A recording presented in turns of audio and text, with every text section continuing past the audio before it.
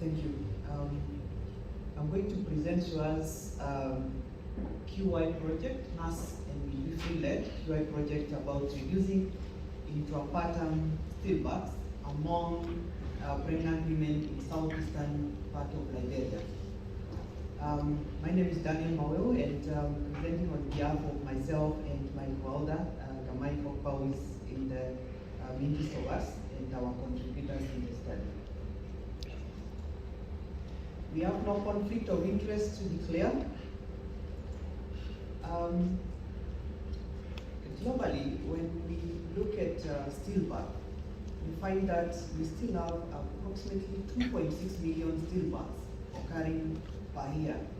To translate that per day, we find that it's approximately 7,000 stillbirths every day, and that's scary.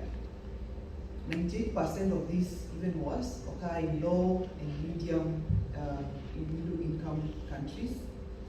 And for our context today, stillbirth is a baby born with no signs of life after 28 weeks of gestation, or the third trimester, looking at deaths of babies occurring in the third trimester.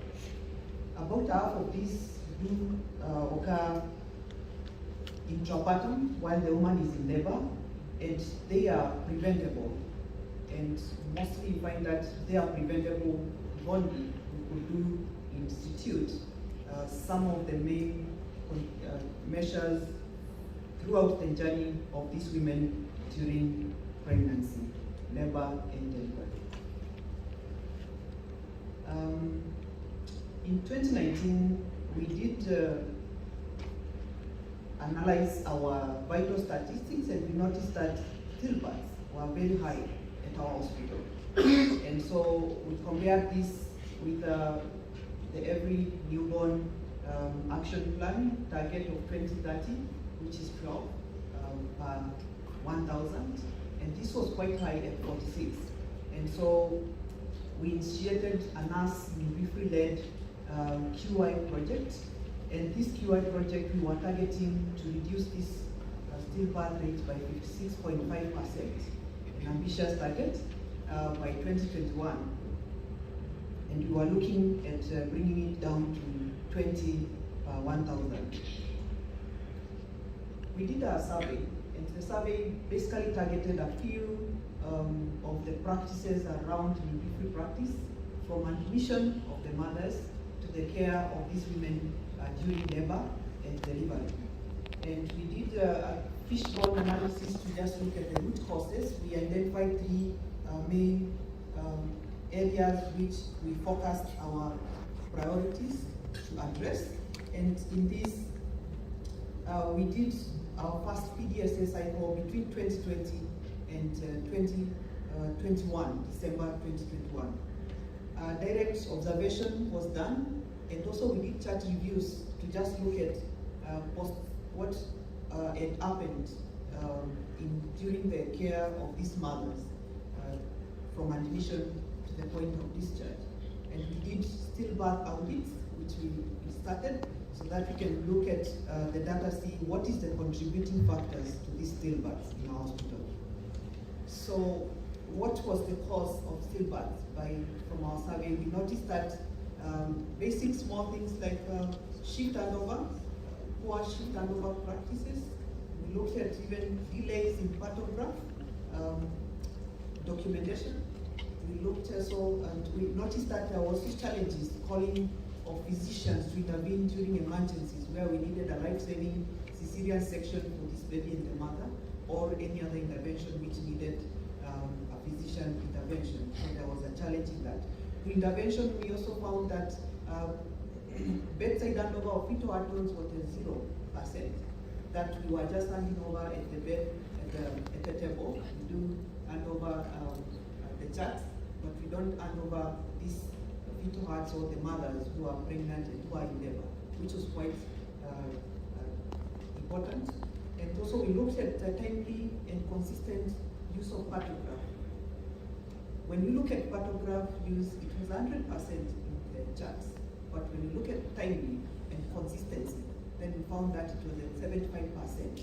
And also we looked at average physician response, and we noticed that it was on average 30. At times it was more than that, rating all the way up to 1.5 hours before getting a response, to less than that. And so the intervention, what we did, we started by training first. We did a BMOC training, as the first starting point that we did in December 2019. And then we did a longitudinal mentorship because we noticed the trainings are not really as effective as when you follow it up with a mentorship. So we did a longitudinal mentorship for 1 year to reinforce the training. And in this, we also updated our policies. We updated our admission policies for the mothers in labor, and also labor management policies, and also the shift handover standards of operating procedures. We also updated that. We also reinforced teamwork, and looked at also, we reinforced communication between the midwives and the physicians.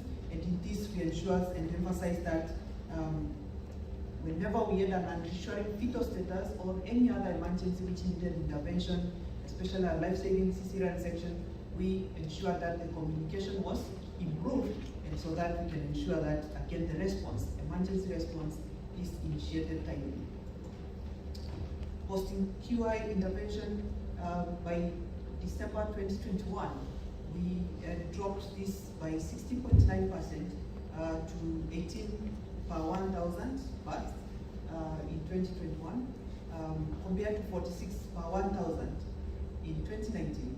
And some of the things we also noticed is that we had timely pathograph use at 100%, and also the fetal heart tone assessment during shift turnover again went up, and we went up to 92%, which was a big improvement, so that they could hand over to one another, and we know at least how is the baby, as we receive the shift, how is the baby, how is the mother? Because mostly when we hand over the mother, we forget that we have two people in one, that we forget the baby, and we hand over the mother alone. So we again noticed that again, we went up to 92%, and the average physician emergency response went down to 10 minutes, which was a big success to our part.